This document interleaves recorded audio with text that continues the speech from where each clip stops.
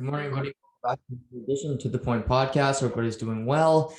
And what a weekend of sports we just had. Some great hockey, some game sevens in the NBA that both came down to the wire. A start to the Western Conference Final with the Clippers and Suns getting starting their series yesterday. And then we had the U.S. Open, golf championship. I talked about it last week with Matt Wright and Casey Ward. And who could have predicted the Sunday that we had yesterday? And truly a fantastic end to a major where, it looked for a long period of time like Bryson Dechambeau had his grip around his second straight U.S. Open trophy and a $2.25 million prize. But like so many on the back nine, this golf course humbled a lot of people. And Torrey Pines, San Diego, just chewing the greatest players in the world and showing all of us just how deadly a golf course can be. And, we're going to get into all of that today, but just what a weekend in sports. And I'm going to start with the golf. Saturday, it was another great day where you start the day with, Richard Bland, the 48-year-old Englishman, and Russell Henley are at top of the leaderboard. And it turns out to be a disastrous day for Richard Bland, where he shoots 6 over par. He gets to 1 over. He's completely out of it. Henley shoots even par, stays with it. He also had a good day from Louis Oosthuizen, who eagles 18 to tie for the lead, and who also ties for the lead at the end of the day, but Canadian Mackenzie Hughes. And, a great story from Mac, where he'd only made the cut at a major one time prior in his career. And he came into yesterday riding a wave of confidence and, right in the final group on a Sunday, playing with 2010 British Open champion Louis Oosthuizen.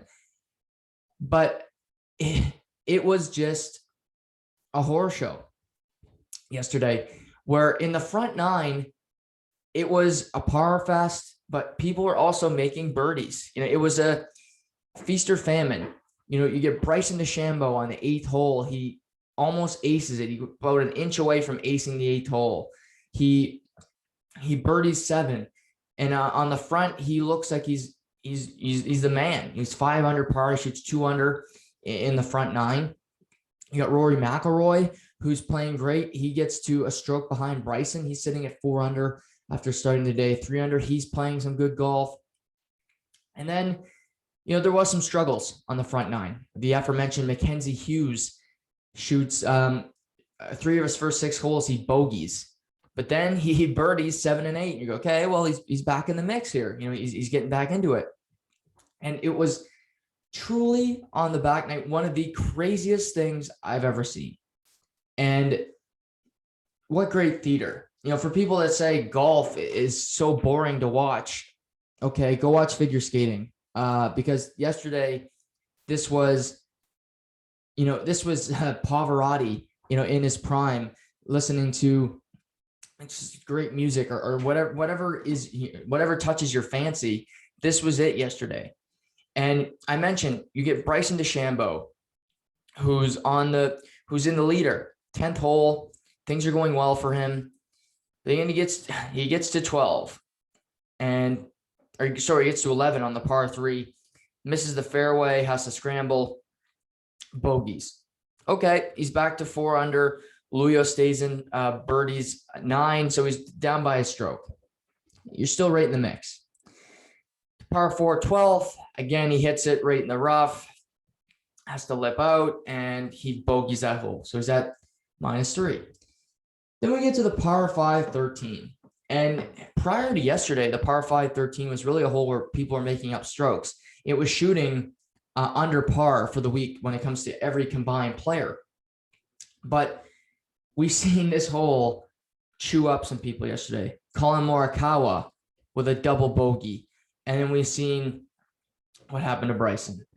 And it first, his tee shot right in the thickets. He hits it to the right all the way, tries to get it out of there, hits it to the left. It's in the rough again, hits it up in the bunker on the right side, Then he hits it, and he's going left and right. It was like a pinball machine. NBC actually documented every time where the ball went, which was really interesting.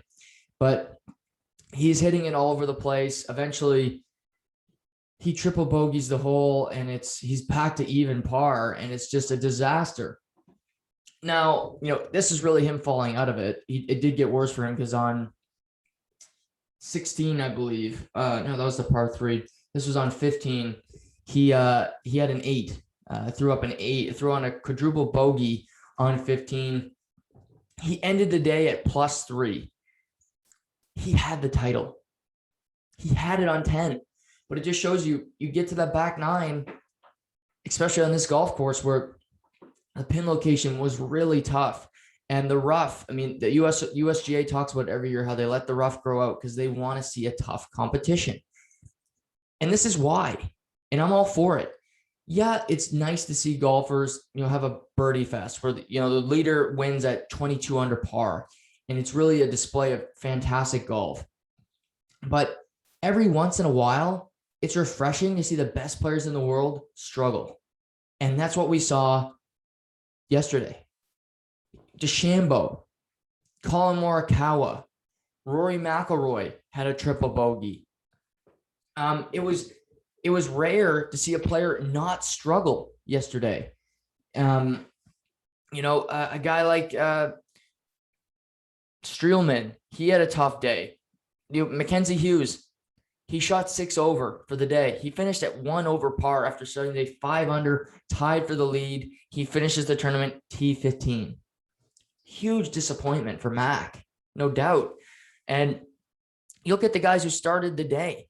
Russell Henley, he finished T13 even par, shooting 5 over yesterday. It was chewing up really good golfers. It wasn't just, these low-level guys. Dustin Johnson shot 3 over for the day. He's the number 1 player in the world. And to see a guy shoot under par, it was rare. Look, Brooks Koepka shot 2 under yesterday. He got close late, but he bogeyed 17, couldn't make up enough ground. You had Daniel Berger, who finishes T7, beginning of the day over par, but he shoots 3 under yesterday. Brandon Grace finishes T7. He shot 4 under. But Rory, 2 over. Russell Henley, 5 over. Scotty Scheffler, 1 over. Mac Hughes, 6 over. Justin Thomas, 2 over. DeChambeau, 6 over par. It was killing some of the best players in the world. And so for a long period of time, it looked like Louis Oosthuizen was going to win the U.S. Open Championship. And the closest player to him was Spaniard Jon Rahm. Now, if you remember a few weeks back at the Memorial, which was Jack's tournament, I talked about how Jon Rahm was forced to withdraw from the tournament because he had tested positive for COVID-19. And this was really, the way the PGA Tour handled it was really terrible. They told him after the 3rd round was over, he was leading the tournament by 6 strokes. They knew he had tested positive on the 11th hole, yet they let him finish the round, all the while knowing that he wouldn't be able to play the next day, which, if you really care about safety, I don't know why he wasn't pulled earlier, but I'll ask Karen's and Dr. Fauci about that one on a later date. Anyway, he has to leave. He goes into quarantine. He misses out on $1.67 million in prize money to winning the Memorial, which Patrick Cantlay ended up winning. But he has to go into COVID protocol. He has no symptoms, but he gets out of COVID protocol last Tuesday, and he only has 1 day to practice. But the thing about Jon Rahm is he's won at Torrey Pines 3 different times. Now, he's never won a major championship, but every year, Torrey Pines is host to the tournament, the Farmers Insurance Open. He's won that tournament 3 separate times. And I didn't know this till after the round, but he proposed to his wife at Torrey Pines, and San Diego was kind of like Spain to him. It's the same climate. It's got a homey feel. And we see him on the back 9. From 10 to 16, he pars every hole. Now, he gets some good looks for birdie. They don't roll for him. But what does Jon Rahm do? He stays composed. we've seen in the past, he has a bad temper. I can relate. And, he can get frustrated, but he stayed calm. He stayed in the moment. And that brings us to the par 4 17. Great drive right down the middle. He puts it about 15 feet away from the hole after his approach shot. He's got a good chance for birdie. And beautiful putt. He likes to putt on the sideways angle. Saw him do that against Dustin Johnson last year, where the two were going head to head, including when Rahm won that Memorial. And at 17, he finds a way to duck in a beautiful birdie putt. And we see the emotion. Huge fist bump from Rahm. He's feeling it. And he's tied it up. Oosthuizen's on the 14th hole at this point, but you can hear the roar throughout the stadium. There's tons of fans, and Jon Rahm is a favorite. He's one of the best golfers in the world to have not won a major yet. So he makes that putt. Then he goes to the par 5 18th, again, right down the middle. Nice approach. Puts it on the green. Good chance for his fourth shot for birdie. And what does he do? Long putt. But this is what Jon Rahm does. In big moments, when he's in contention, he makes these putts. And again, he catches the lip at the right angle. He sneaks it in the hole. And Jon Rahm takes the lead for the first time of the day, going 6 under par. Another huge fist bump. Hugs his caddy. And at this point, like I said, Louis on the 15th hole. He's got to sit there and wait. He goes and hugs his newborn child, Kevin. He sees his wife, and they just go and wait. The excruciating wait to see, am I going to be the U.S. Open champion? Am I going to be the first Spaniard to ever win this title? And that's all you can do. So Louis, he gets in some trouble on 16, but he survives it. He pars the hole. 17, hits a ball into the hazard area, penalty stroke, and he ends up bogeying the 17th hole, which brings him 2 strokes back of Jon Rahm. And on 18, again, not a great drive. He chips it up in the middle of the green. And the third shot, he puts it on the green, but he needs an eagle to tie the score, and he can't do it. And it was at this point that Jon Rahm, he's on the driving range, just prepping in case it goes to a playoff. But he learns that Oosthuizen couldn't eagle, and he has won his first career major title, the first Spaniard to ever win the U.S. Open title. And for Jon Rahm, I called this the COVID vindication. And it's also karma, but I was pissed off that he was removed from that tournament a few weeks ago. And yeah, I'm sure that's a negative opinion, but if you've met me in my life, I will debate the color of the sky with anybody just to pick an opposite viewpoint. Groupthink is something that I never want to be a part of because, again, I hate groupthink. I'll take the 4%. If it's 95 to 5% of people saying something, I'll take the 5% just to be an asshole. But Jon Rahm, I felt he should have been able to finish the tournament. He would have won the tournament. He was up by 6 strokes, could have played by himself. Nevertheless, he comes out a day before the tournament starts. He has 1 practice round, and he wins at Torrey Pines. This is not some goat track. This is not just some rinky-dink tournament. This was a tough tournament, and he outlasted everybody else. Louis Oosthuizen, he birdied 18, finishes a stroke back. But, tough for him because he's now finished tied for second at 6 different majors, including at the PGA last month. And, for him, he's always in the mix. And maybe it'll be 11 years next month when he plays at the Open Championship. Maybe he breaks it there. He plays really good golf at majors, and we'll see. But for Jon Rahm, this is a long time coming. He battled with Dustin Johnson. He's been in contention. But like I said last week, and I did pick him to win, he had a good Thursday. And that was the thing for me. He didn't shoot over par. He wasn't, so many strokes back that you have to recover. And then Saturday, he played some good golf. Friday, Saturday, he didn't lose it. There's Sundays, he always plays well at Sunday at a major, but he'll lose by 3 strokes because he's had to pick up so many. And yesterday he shot 4 under. A fantastic day. But you know why? He started the day 2 under. You know why that matters? Because you're only a few strokes back. You're not 7 when the day starts. You're 4 back. And so you're 3 back. And then you have a big day and you see the struggles of everybody else. This is the key for him. I think Jon Rahm is going to be a multiple-time major champion. We've heard Phil Mickelson say that, including yesterday when he was interviewed after Jon Rahm captured the title. And there are some great golfers. Brooks Koepka has won 4 major titles. I don't suspect that the 4th will be his last. At the U.S. Open a few years back. I don't suspect that Rory Mcilroy will never win a major again. He's had his struggles. He played some good golf this week. Again, he was a victim.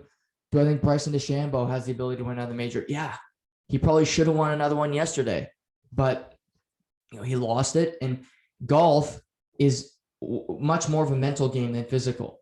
You need to be strong-willed. And for Jon Rahm, he had that yesterday. He battled through the demons. He battled through what do I do here? Am I going to throw my club? Am I going to break it? I have this frustration. Par after par after par, he overcame the frustration and stayed level-headed. And that was almost more important than making the putts, because staying level-headed put him in position to make those putts on 17 and 18.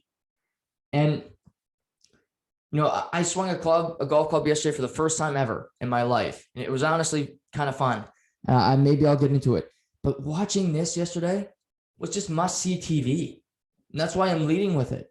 Golf, I was not a huge golf fan until I was about 18 or 19. I'm 22 now. I can't get enough of it. I don't care what tournament it is. On Sunday, I'm tuning in to CBS or NBC to see what the hell is going on. And congratulations, Jon Rahm, for beating the odds. And,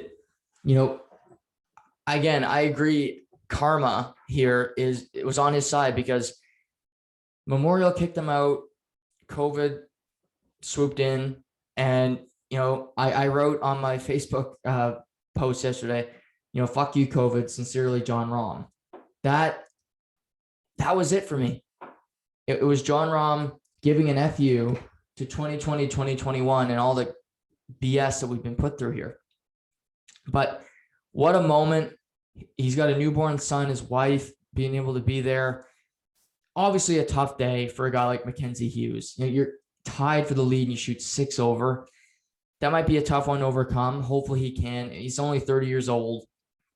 He's got some good golf left in him. Canadiens, we have some good golfers. Mackenzie Hughes, Corey Connors, Adam Hadwin. He played with Koepka on Saturday. We have some good pieces. The Olympics will be interesting to see if we can do some damage on the big stage for Canadian golfers. Also, we got Brooke Henderson in the women's game, who is better than any man that we have on tour.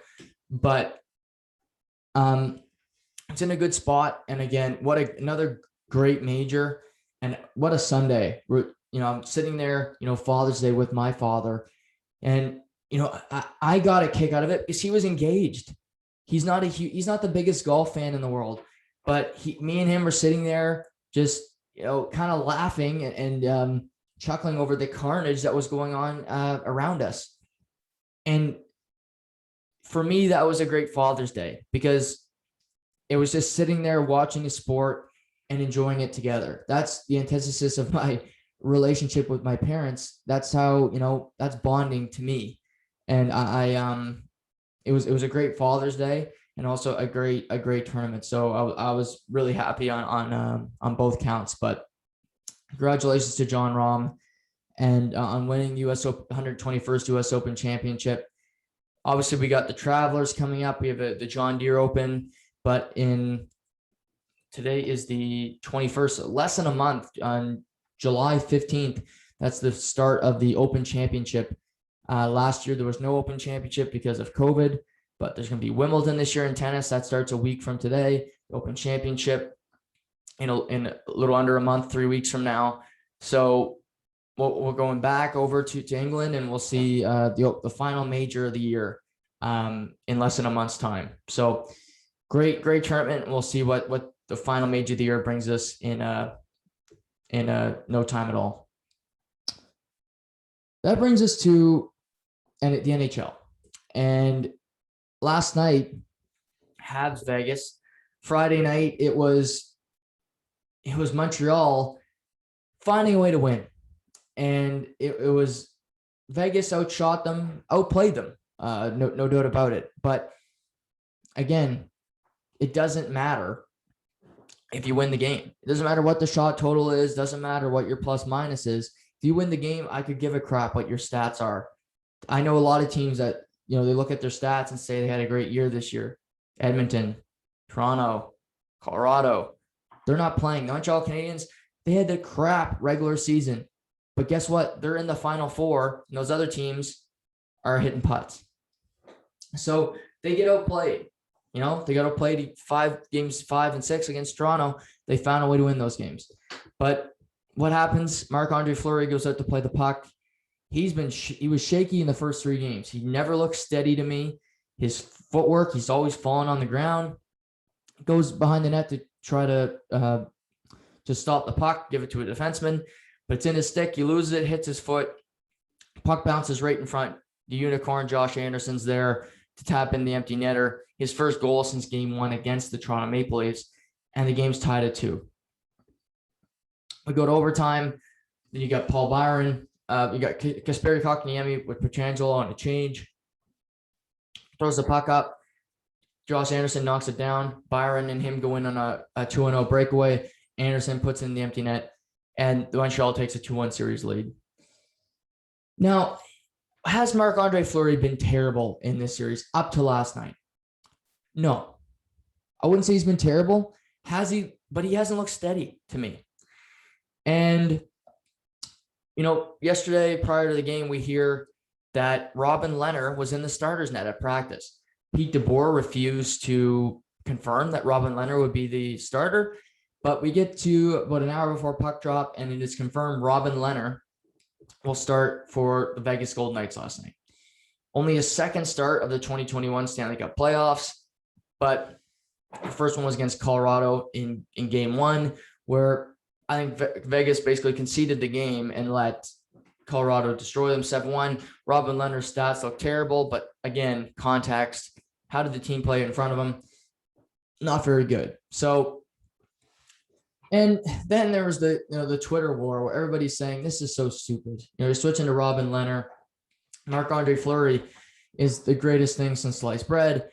And what I do here on this podcast, I try to provide context because people hate context and people just like to scream.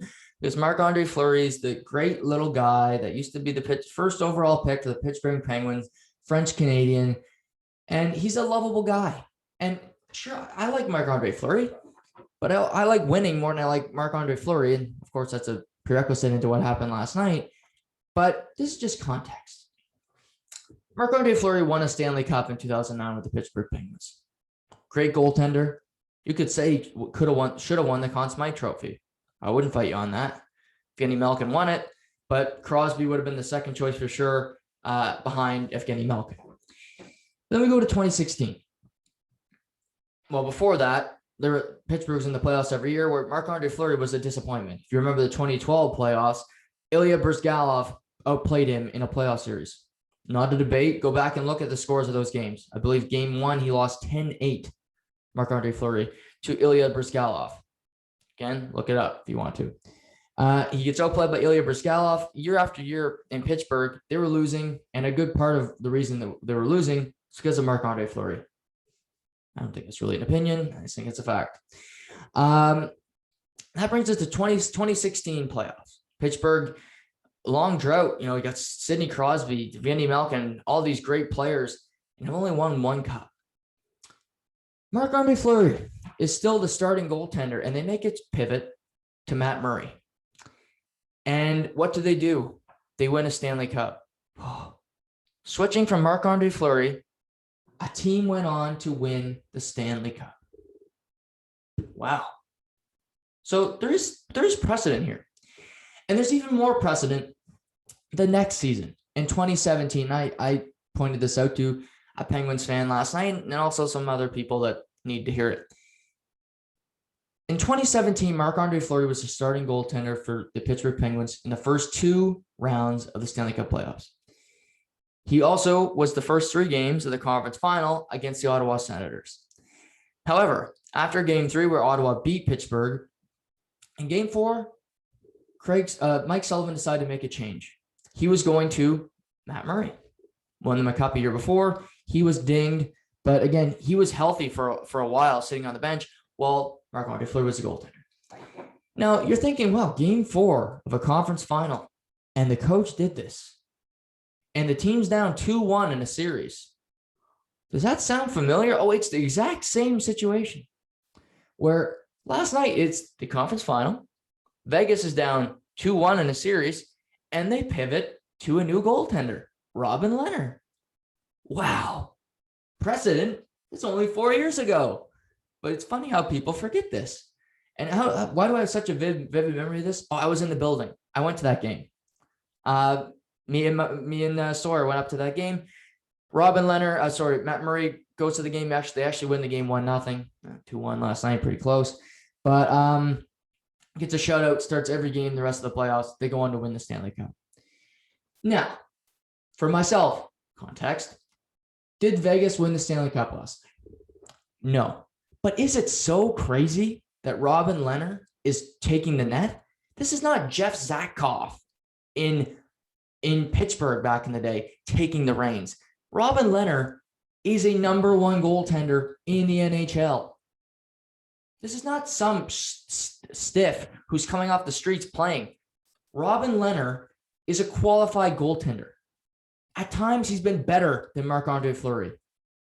And it's just craziness. And first of all, I'll get into what he said after the game, which I love. But last night, Montreal Canadiens outplayed the Vegas Golden Knights for a large majority of that game. That fourth line for the Montreal Canadiens are invaluable. They were their best line last night, bar none. They did not score their goal, but bar none, their best line. And creating havoc. Robin Lehner finding pucks. Corey Perry driving pucks to the net. A key toe save late in the game on Brendan Gallagher. Lehner was dialed in. And the one goal he allowed was Paul Byron going in on a breakaway with about a minute and change left in the second period. Now, okay, Robin Lehner maybe should have made the save. But if we recall, again, context, in Game 2, who let Paul Byron score on a breakaway? Oh, that's right, Marc-Andre Fleury. So we'll call that one a wash because I think Byron would have scored on Fleury too. So it's 1-0. Vegas is getting outplayed. Their lineup really is quiet. Again, Mark Stone and Max Pacioretty, again, are quiet. And it's the third period. We're in a lockstep game. Who scores a goal but yet another defenseman? Vegas, after winning last night 2-1, has 10 goals in this series. 7 by defensemen. 2 forwards have scored in this series for the Vegas Golden Knights. But who scores? Another one of my boys, Braden McNabb. Just a tough, physical defenseman. He's not going to do anything pretty, but he gets the job done. Gets a pass. He's in the slot. But this is just a fact. Price lets in a bad goal. And that's going to happen. He's made so many saves in these playoffs. It's a bad goal. You could tell he didn't like it. We get to the end of the game. We go through the end of the third period. Lehner and Price both make some nice saves. And we're going to overtime for the second straight game. And this overtime did not last long. Early in overtime, about minute 40 in, Shea Weber's along the half boards, turns the puck over. You get a scramble in front. The puck gets to Nicolas Roy. He trying to shoot, but Price is covering up. Gallagher's in the paint. He fires it over Price's shoulder, ends the game 2-1 Vegas. And Vegas ties the series, heading back to Vegas tomorrow night for Game 5. But this is vindication because after the game, Lehner with a great line. He's got a great sense of humor. The guy's been through a lot. He's noted his fights with alcoholism and with depression. And, he said after the game, I came to the ring 2 hours early so I could go on Twitter and see all you guys bash me, which it was. And I don't get it. Marc-Andre Fleury has won 3 Stanley Cups, but he's won 1 as a starting goaltender. 1. Carey Price not getting a start last night with Jake Allen sitting there makes a ton of sense to me. Not Marc-Andre Fleury. But I'm not saying, would I have made that move? Maybe not. Probably not. But did it make sense? Yes. And that's all I'm saying. And of course, the result backs up my argument here. But most of my arguments come true. Jon Rahm won the US Open. I told you he would. It's just, people have their favorite players, including the media, which was a joke before the game with guys like Eric Engels, who I'm becoming less and less a fan of Sportsnet, because he just ass kisses every Montreal Canadian player and then every French Canadian, Fleury. He kisses all their ass. Don't read any of his crap. He's junk. But people in the media just, Marc-Andre Fleury. I care about winning. And feelings can take a fucking hike, period. And there's I think the fans of Marc-Andre Fleury, great, be a fan. But you can still be a fan with his ass sitting in the corner. Because guess who won the game last night? Robin Lehner. He did what he had to do. And for the Montreal Canadiens, it's a tough loss, but it's a wash because Game 3, Vegas should have won that game. Period. Vegas outplayed Montreal in Game 3, and they lost. Last night, Montreal outplayed Vegas, and they lost. So again, it's a wash heading back to Vegas. It's a best of 3, just like the other series. And last night, it was rare, but Price was not Montreal's best player. That Braden McNabb goal cannot go in. He's had a great playoff, but if that's any other goalie, it's bloody murder because that's a terrible goal. That's what it was. It went through his body. Anytime a puck goes through a goaltender's body, it's not a good look. It's never a good goal, ever. I don't care who's shooting the puck. I don't care if Martin Ferk, who's got the hardest shot in the history, recorded shot in the history of pro hockey, shoots it. If it goes through a goaltender's body, it's a bad goal. And I also I have conversations with people, so I like to bring it up on the podcast because I find it interesting. But I had a conversation where people were saying, well, Montreal would not even be here. They Carey Price is by far the best player, and you can't even name the next best one. And I said, what's going on here? And they said, if they have Carey Price, and that's it. And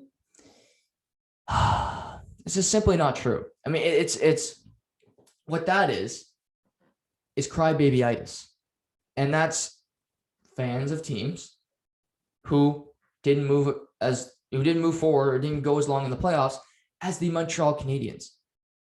If you're watching the games, Shea Weber's playing better hockey than I've seen him play in years. If Montreal won the cup, this is a hypothetical, Carey Price would win the Conn Smythe Trophy. No doubt about it. No argument from me. But who would get my vote? Who would be second place? It would be Shea Weber. What he's doing at his age, after all his injuries, and coming out the other side, playing 30 plus minutes a night, he deserves a ton of credit. And he's doing it for this team playing that many minutes. And he had a tough play in overtime last night. But look at the plays he's made. Again, this is not about points to me. It's not about, would Braden Point win it because of points, but he's also doing it because he's Mr. Clutch for the Tampa Bay Lightning. Shea Weber is playing the position. He's defending. He's helping Carey Price see pucks. He's doing what he has to do to succeed. Again, Shea Weber is a great player for Montreal. A guy who doesn't get any love, Philippe Danault, is a really good player. Look what he's doing head-to-head against players. He went up against Austin Matthews, made him look like a patsy. Does he give no credit for that? Is he not a good player? Goes up against Pierre-Luc Dubois, Did Pierre-Luc Dubois dress? You wouldn't know because Danault was just shadowing him and making him a non-factor the entire series. Then you go this series.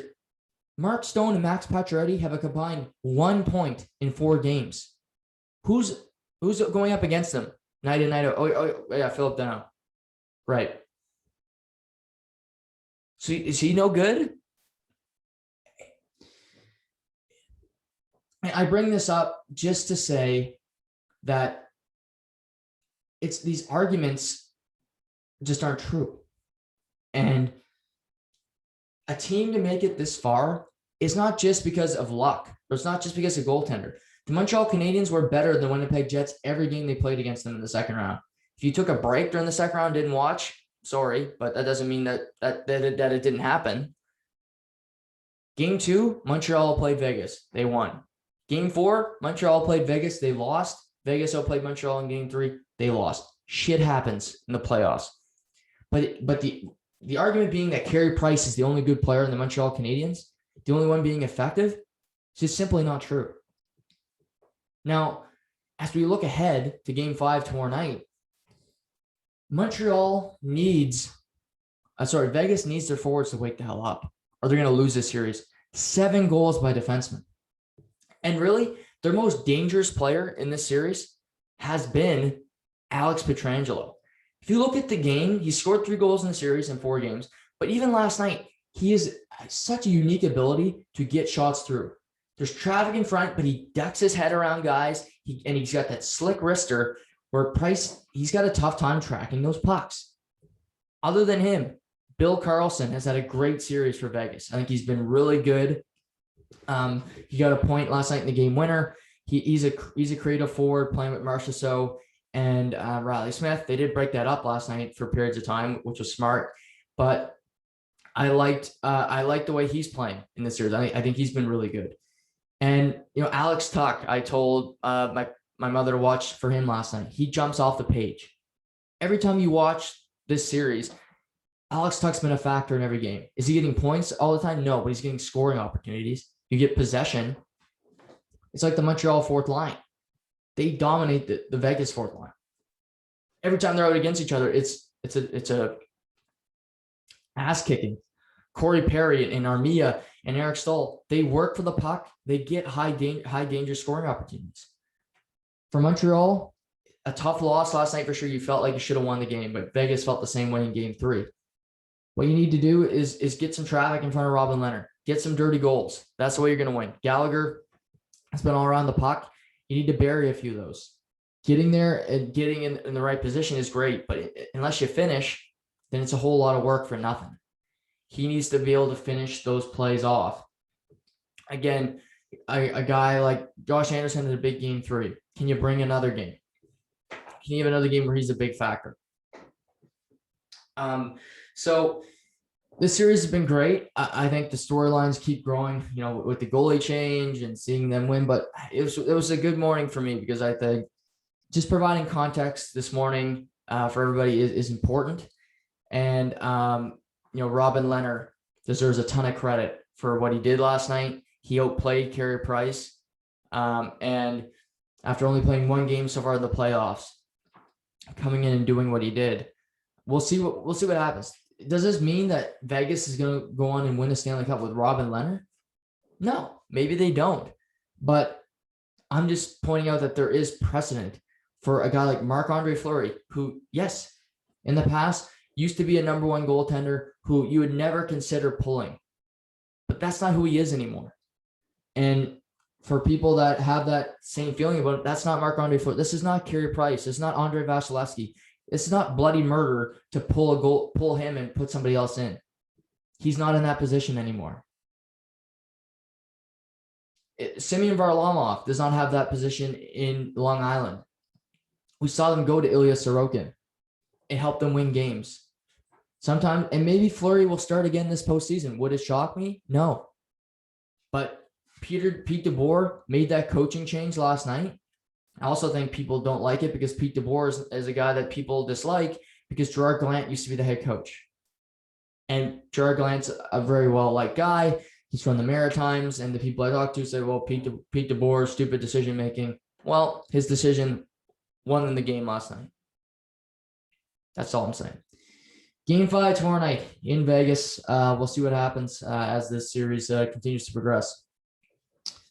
In the other conference final, it's been a dogfight of a series in Long Island, where Game 3, Tampa plays a perfect defensive game where they don't allow the Islanders to get anything done. They just close off the ice.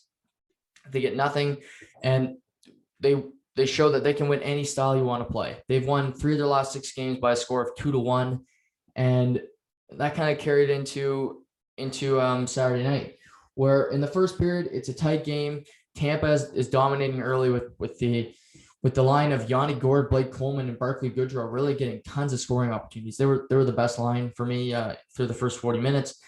Kucherov was kind of out to lunch Saturday night. We've seen him game 1. I thought he was out to lunch last night again. So Saturday night again, he did not have his best outing, but Tampa dominating until about the last 5-6 minutes of the first period, where the momentum really started to shift.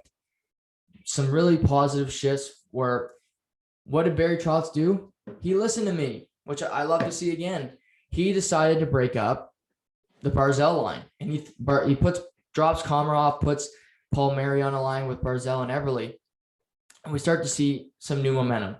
Komarov's a good player. He puts him down with Zajac, but he's never going to score a goal. He's perfect in a checking line, so he puts Zajac down there with him and Pajot, and Pajot's clearly hurt, but he's not going to be putting up much offense in this series, but he can still be a really good defensive stopper, which made a ton of sense to me from Barry Trotz, a good in-game adjustment.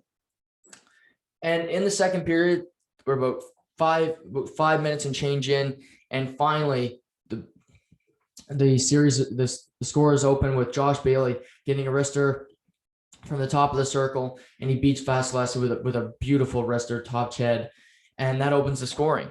And it stayed that way for a number of minutes. The games were back and forth. Varlamov was making some big saves down the stretch, keeping the game close. But the puck's in the zone, in the Tampa zone. It's bouncing all over the place. And they get shot from the point. Ryan Pulock gets a shot from the point. Hits Cal Clutterbuck in front, which bounces off Vasilevskiy. He was sitting there to tap into empty netter, but Matt Barzal. That's his 3rd of the series in 4 games. He's really showing in and showing out that he's a star of this league, and he's helping this Islanders team really propel themselves. And then before the end of the period again, it's Cal Clutterbuck, the 4th liner. He gets the puck, finds Matt Martin, and Matt Martin beats Vasilevskiy with a beautiful wrister to make it 3-0. And it was at this point where I said, well, this game's over. Islanders got it tonight. There was a great NBA game on at the same time. I'm bouncing back and forth between stations. I'm like, well, this is just the Islanders game. But Tampa, they got that winning mentality, and they don't give up. And 3 minutes into the period, who scores his 9th goal in his last 10 playoff games? Braden Point is 12th of the playoffs. He scores. Then Tyler Johnson gets his 2nd of the playoffs after a beauty feed from Nikita Kucherov. And as I'm saying, okay, we got a game here. And we go down the wire. Varlamov's making some big saves. Tampa pulls the goalie. And at the end, Hedman takes a tripping penalty, which was questionable, but they weren't calling anything all night. And officiating's been, who doesn't hate officiating? It's bad in the NHL. But people like to bitch and, whatever. That was called. You move on, which what Tampa did, which is what some people should do on a regular basis. But so we go to the end of the game. They get the puck down the zone to pull the goalie to make it 5-on-5. But McDonough's got the puck at the point. He moves in.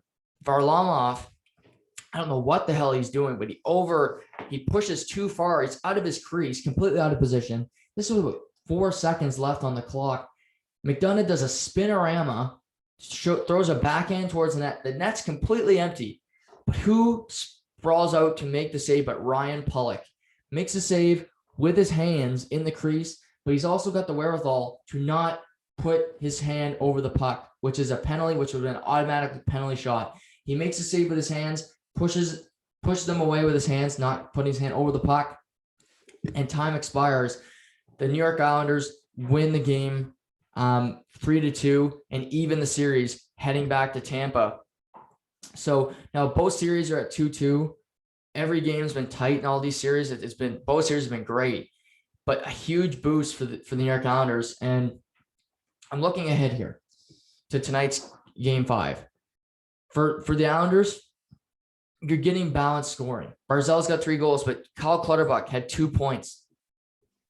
You got Matt Martin scores a goal. Barzal continues to be good, but you need that balanced scoring to continue. And how did they score the second goal? Barzal. It was Clutterbuck right in front of the net. Get to the dirty areas. And I can say that in every series, and I will, because there's no ice. There's no ice out there. It's just getting eliminated more and more every game. And it's the teams that are going to be able to find the ice that they can take advantage of the best. We look at it. Braden Point, he just finds a way to sneak in front of the net. He just finds a way to put his body there, and he's in the right position every time. He's taking advantage of the ice that's there. Saturday night, Barzal, Clutterbuck was in the front of that. Who's right there to tap in the garbage? Barzal. Being at the right place at the right time and finishing when you have that opportunity. Now for Tampa, for them tonight, take better care of the puck. You're turning the puck over too much, and they still have a great defense core. I think McDonough has been fantastic in this series. But my big worry for Tampa is Braden Point is scoring at a record clip. But when's that going to slow down? That's all. And it's not saying he's going to be bad tonight, but is he going to be able to score? If this goes 6-7 games, can he score every game? Who's going to step up? Tyler Johnson scored Saturday night. I look at a guy like Steven Stamkos. This is your moment, buddy. You didn't play last year. You played 3 minutes. Yeah, you scored a goal, but you didn't do anything to help the Tampa Bay Lightning win a Stanley Cup. On the ice, you could say leadership, intangibles, whatever. I'll let people decide how much that means to them. On the ice, he did nothing to help them win the Stanley Cup. Tonight, I think this is Steven Stamkos' game. Can you put up some points? Can you be an effective player? And I look at him and Cirelli, and I think Cirelli is a guy who's going to be a really good player in this league. He already is. But can that line of Killorn, Cirelli, and Stamkos put up some points tonight? Kucherov, Point, Palat have done all they can. And I don't think they're going to stink up the joint tonight, but you need another line to put up some goals. Maybe it's the back end. Hedman's got 1 goal in the playoffs. I clearly think Hedman's hurt, but you're playing, you're 100%. Shannon Sharp, the Pro Football Hall of Famer, he says that all the time on his show Undisputed. And I take that for face value. If you're hurt, don't play. Can you put up a big goal? Who's going to do that for Tampa Bay? And I think Steven Stamkos, he didn't want to get the Stanley Cup first last year as the captain because he wasn't on the ice. But you're not going to be able to raise another one unless you win this series and you go to the Cup final. The Islanders are not going away. It's 2-2. And I view this game tonight as a must-win for the Tampa Bay Lightning. Nassau Coliseum down 3-2. The New York Islanders have closed out both of their series against Pittsburgh and Boston in Game 6 at home. They're 2-0 in closeout games at home in this postseason. And I believe they will be 3-0 if they win tonight. I have Tampa winning the series. I believe Tampa will win tonight. And I think if Tampa wins tonight, they have a much better chance of winning Game 6 up 3-2. But if they lose tonight, I think the New York Islanders are going to the Stanley Cup final. And what a story that would be of this team, of just an upstart group making it there. But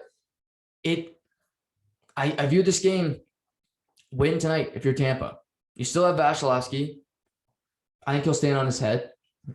We've seen him play big games. He's a big game player. But a guy like Stamkos, Cirelli, maybe it's Victor Hedman on the point. Even Sergachev, I think he's got more offense that he can bring to this series. What can you bring tonight? For the Islanders, continue getting that balanced scoring, get pucks to the net, and if you do get a power play, take advantage of it. Special teams, it could be Tampa who really capitalizes on special teams. But the refs in this series in particular have really swallowed their whistles, which I don't have a problem with. I like 5-on-5 hockey. I don't want the refs to define a series. I'd rather see them play. And for the Islanders they don't seem to mind it. Play that 5-on-5 game. But if you do get a power play tonight, take advantage of it, because Tampa will get good opportunities on their power play. That we know. So game 5 tonight, game 5, Vegas, Montreal tomorrow night. And by the end of this week, we'll have our Stanley Cup final locked in. Best of 3 in both series now. It doesn't get much closer than this down the stretch. I love it. So we'll see what happens here. But that, throughout the weekend, I mentioned the golf, hockey, but also Saturday night, the computer going with the TV was Milwaukee Bucks versus Brooklyn Nets, game 7. And Brooklyn was one of the favorites to start the season because of the big 3. They started with Kyrie Irving and Kevin Durant. Then at the end of October, they make the trade for James Harden, where he had sat out in Houston, gained a bunch of weight, was out of shape, and just said, you know what, I'm done. Check, please. And he moved to Brooklyn, and they were now the new favorites. And when the Lakers went out, they were the heavy favorite. But game 1, James Harden hurts his hamstring. He leaves 45 seconds into game 1. Then in game 4, Kyrie Irving rolls his ankle. He did not play another minute in this series. So James Harden did return for game 5, 6, and 7, but he was compromised. Could not play a lick of defense. You seen him moving out there. It was like a statue. And it was on Kevin Durant. And we saw Kevin Durant in game 5 put up a historic triple-double. And they won the game. Game 6, he had a tough night. But what a game Saturday night between these two teams. A basketball game is a 48-minute game. And Kevin Durant played every minute because it went into overtime, which means 53 minutes. He played every single minute, as did James Harden, which I don't really get, but guys played a ton of minutes. And a couple things from this game. Number one, Giannis Antetokounmpo came to play. We've seen him come up small in a lot of games. I think of the Toronto Raptors series where they built a wall. He couldn't get through it. He tried to make outside shots. He couldn't knock them down. In game 7, he shot 3 for 7 from 3. Is that great? No, but it was okay. He made some shots, but he also was not afraid to get to the paint. He made free throws. He's still not a great free throw shooter, but he ends the night playing 50 minutes, getting 14 points, 13 rebounds, 5 assists. A great stat line. His running mate, Chris Middleton, had 23 points, 10 rebounds, 6 assists, 5 steals in 52 minutes played. They turned the ball over. That's one thing they really did effectively. And for Brooklyn, Kevin Durant, 48 points, 9 rebounds, 6 assists. Incredible performance. What did this game come down to? Milwaukee's up 2, and Brooklyn's got the last possession in regulation. And Kevin Durant's got the ball at the top near the 3-point line, but he wears size 15 shoe. And the shoe gets on the line. He turns around and makes the jumper. He thinks it's a 3 in the moment. A lot of the crowd does, but his foot was clearly on the line. So it's a 2-pointer. It tied the game. Maybe if he has a size 14, that foot his toe does not touch the 3-point line. And that's the game-winning shot. But we go to overtime, and it was really the Kevin Durant show all night. Harden finished with 9 rebounds, 9 assists, but he couldn't really help. We saw Joe Harris continue to struggle. He had a terrible series, costing himself millions of dollars as he heads into free agency. And Durant just ran out of steam. Milwaukee had more guys. Drew Holiday in overtime showed up for the first time all night. He started knocking down shots. Middleton took the ball. It was just more of a concerted effort to give everybody a chance at the ball. And it didn't help when Blake Griffin was fouled out, because he was a guy that was not afraid to take a shot for the Brooklyn Nets. And Brooklyn's down 2 late. They have a timeout with 5 seconds left, and they don't call it. But Durant's so clearly exhausted. He's up by the 3-point line, fires up an air ball. And I look at Steve Nash. He's a first-year head coach. Obviously, a 2-time MVP, a great player in his own right. You have a timeout, use it. Kevin Durant has played 53 minutes. He played all 48 in game 5. He played 44 in game 6. The guy's running on fumes. And these aren't just easy minutes. He's having the ball in his hands 90% of the time. This isn't a three-point shooter who just sits in the corner and waits for the ball and fires it the second he gets it, playing 53 minutes. Kevin Durant is the facilitator. He's got the ball in his hands more than anybody. And he just ran out of gas. And maybe he doesn't make the go-ahead shot or game-tying shot, but have a set play. You did that when you made the tying shot at the end of regulation. Steve Nash screwed up here. He could have gave his team a better chance to win with a better play, with a timeout, more time to think, but he didn't. And this is a fault of him as a coach, where he's young, but he didn't realize that he had one in his possession, and Milwaukee took advantage. And credit to the Milwaukee Bucks. They've had their struggles in the playoffs, losing to the Raptors, losing to the Miami Heat last year in the bubble. But they get through this series. And looking at the landscape of the NBA, the Western Conference Final, you have the Los Angeles Clippers, who are without Kawhi Leonard, and the Phoenix Suns, who are without Chris Paul right now in code protocol. Phoenix winning game 1 yesterday after a huge game from Devin Booker. But Milwaukee should be a bigger favorite than both those teams, in my opinion. And then you get to who's Milwaukee playing in the conference final. You think it's going to be the Philadelphia 76ers. They got home court, game 7. Joel Embiid, Tobias Harris, Ben Simmons. No, they lose at home in game 7. And these upstart Hawks, the Miami Heat reached the NBA final last year as a 5th seed in the Eastern Conference. The Atlanta Hawks are a 5th seed, and they're into the conference final this year, only the 2nd conference final in team history. And behind, guys like Trae Young and Kevin Huerter, who they're up 93-92 with 40 seconds left. He gets fouled on a 3-point shot by Matthias Thybulle. He makes all 3 free throws. That's clutch. Free throws, we're seeing just how, no, they're not gimmies in the playoffs. He makes all 3, and that really iced the game. Embiid played fine, but a guy like Ben Simmons, who's got all this, he's got all the tools, but he can't shoot. His free throw, he shot 31% from the free throw line in the postseason. Just pathetic. His stat line yesterday, he goes 5 points, 8 rebounds, 13 assists, but that's just not good enough. At one point, they were down 2 points. He had a dunk, but he had a guy near him. He threw the ball out of the paint because he was afraid to go up with the ball because he was going to get fouled. That's how mental it is for him. He had that shake in his head. And, Embiid and Seth Curry were Philadelphia's 2 best players. Not Steph Curry, Seth Curry were Philadelphia's 2 best players in this series. And it's another huge disappointment. They get swept in the first round of the bubble last year. They're the number 1 seed in the Eastern Conference, and they lose to Atlanta at home in a game 7 where, you have Milwaukee, but it's not Brooklyn.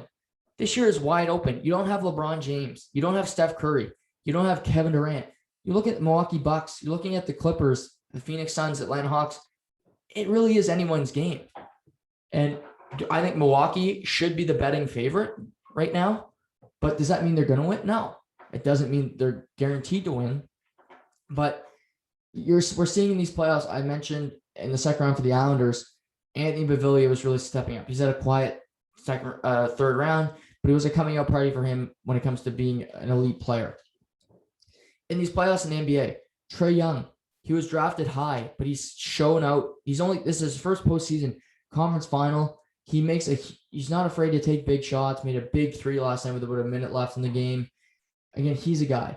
Devin Booker, he's a fearless guy. Another guy, first postseason, but he's not afraid of the big moment. Yesterday, he goes off for 40 points, 13 rebounds, 11 assists, a triple-double.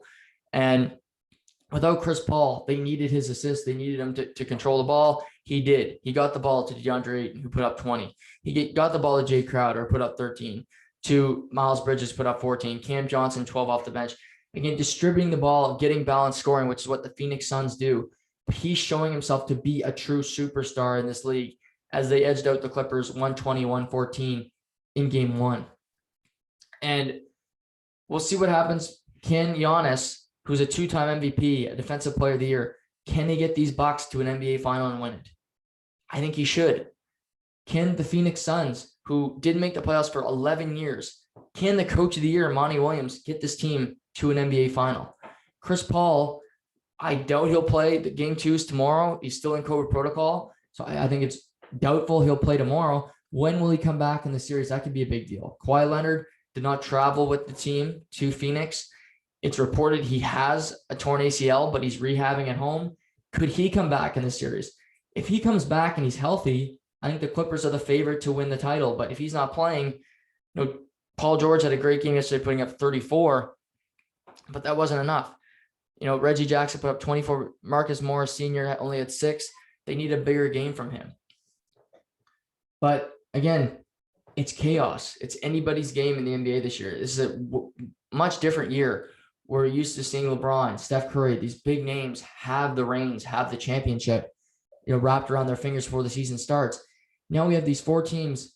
The Bucks haven't won a title in forever.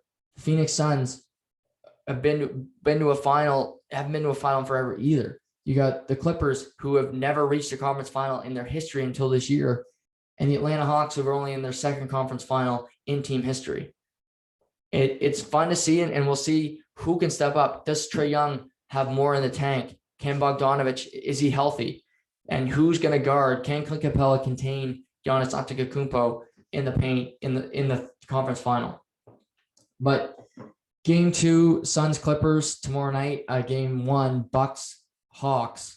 That'll be on Wednesday. So conference finals in both the NHL and NBA in full swing. The Major League Baseball season is moving on. We're over the weekend we learned that Shohei Ohtani will be competing in the home run derby. I'm not usually a big all-star weekend guy, but if we can get Ohtani, Tatis Jr., and Vladimir Guerrero Jr. in the home run derby, I will tune into that. Because Ohtani is now tied with Vladimir Guerrero Jr., easy for me to say, as the league leader in home runs. He's got 23. He's got an ERA under 3 as a pitcher. He's doing Babe Ruthian things this year, and I'd love to see those 3 go head to head. That's must-see TV. But Dodgers, Padres begin a 3-game set tonight. Those games are always great. I think it's Yu Darvish against Julio Urias on the mound tonight. So we'll see what happens there. But that game is on TSN. So anytime you get those 2 teams going head to head, it's must-see TV. But that's going to do it for today. Great weekend of sports. I loved every second of it. Enjoy the great weather today. It's a Monday, but still, whenever you can see a day hit the 30s on the first day of summer, it bodes well for the remaining couple months here that we have of summertime in the Maritimes. But everybody have a great day. Enjoy the Tampa Islander Game 5 tonight, and we'll talk soon.